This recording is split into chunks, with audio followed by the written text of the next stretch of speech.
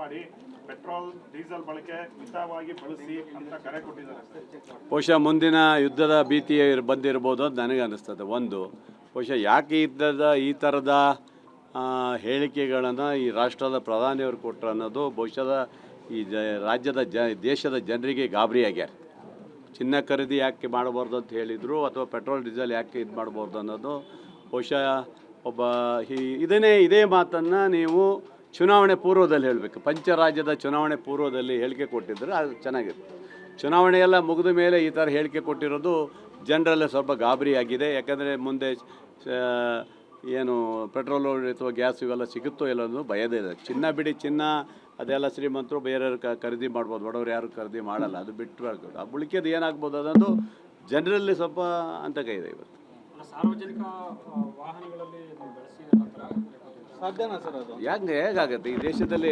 ನೀವೇ ಹೈಟೆಕ್ ಮಾಡಬೇಕು, ಜನರು ಫಾಸ್ಟ್ ಆಗಬೇಕು, ದೇಶ ಫಾಸ್ಟ್ ಆಗಬೇಕು, ದೇಶ ಮಾದರಿ ಆಗಬೇಕು ಅಂತ ಹೇಳಿದ್ರೆ ನೀವಲ್ವಾ? ನೀವು ಹೇಳಿಕೆ ಕೊಟ್ಟು ಈಗ ಬೇಡ ಹಂಗೆ ಮಾಡಬೇಡಿ ಮತ್ತೆ ಎತ್ತಿನ ಗಾಡಿಗೆ ಹೋಗಿ ಅಂತೀರಾ? ಎತ್ತಿನ ಗಾಡಿಯಲ್ಲಿ ಹೋಗಿ ಅನ್ನೋದು ಏನಾದ್ರು ಶಬ್ದ ಬರೋ ಥರ ಇದೆ ಅವರಿಗೆ. ಅದರಿಂದ ದೇಶದ ಪ್ರಧಾನಮಂತ್ರಿಗಳು ಹೇಳೋದ್ರಿಂದ ಸ್ವಲ್ಪ ಜನರಲ್ಲಿ ಗೊಂದಲ ಸೃಷ್ಟಿಯಾಗ್ತದೆ. ಚಿನ್ನ ಬಳಿ ಇವರು ವ್ಯಾಪಾರಸ್ಥರು ಹೇಳಿದಾರಲ್ಲ, ನೀವೇನಾದ್ರು ಆ ಥರ ಮಾಡಿದರೆ ದೇಶದಲ್ಲಿ ಎಷ್ಟೋ ಜನರಿಗೆ ಉದ್ಯೋಗ ಕಡಿತ ಆಗುತ್ತೆ, ಉದ್ಯೋಗ ತೊಂದರೆ ಆಗುತ್ತೆ, ಅವ್ರ ಜೀವನಕ್ಕೆ ಕಷ್ಟ ಆಗುತ್ತೆ ಅಂತ ಅವ್ರು ಹೇಳಿದ್ದಾರೆ.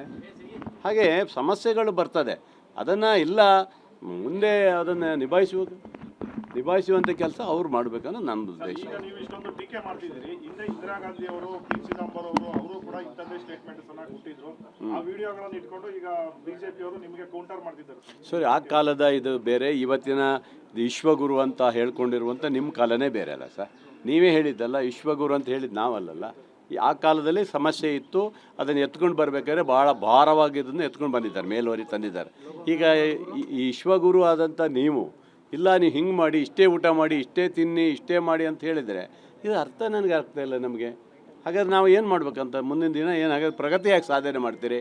ನೀವು ಗಾಡಿಯಲ್ಲಿ ಓಡಾಡಬೇಡ್ರಿ, ಅಲ್ಲಿ ಹೋಗಬೇಡಿ, ಇಲ್ಲಿ ಹೋಗಬೇಡಿ ಅಂತ ಹೇಳಿದರೆ ಇನ್ನೇನು ಪ್ರಗತಿ ಸಾಧನೆ ಮಾಡೋಕ್ಕಾಗತ್ತೆ ಅಲ್ವಾ? ಇವರೆಲ್ಲ ಹೈಟೆಕ್ ವಿಮಾನ, ಹೈಟೆಕ್ ಇದರಲ್ಲೇ ಓಡಾಡ್ತಾರೆ. ಇಷ್ಟೊಂದು ಖರ್ಚಿದೆ, 8,000 ಚಿಲ್ಲರೆ ಏನೋ ಅವ್ರದ್ದು ವಿಮಾನದ್ದು 8,000 ಕೋಟಿನೇ ವಿಮಾನ ತರಿಸ್ಕೊಂಡಿದ್ದಾರೆ, ಇನ್ನೊಂದು ತರಿಸ್ಕೊಂಡಿದ್ದಾರೆ, ಇವೆಲ್ಲ ಮಾಡಿದ್ದಾರೆ ಅವರು ಮಾತ್ರ ಹೈಟೆಕಲ್ಲಿ ಎಲ್ಲಿ ಬೇಕಾದ್ರೂ ಹೋಗಿ ಮಾತಾಡ್ಬೋದು.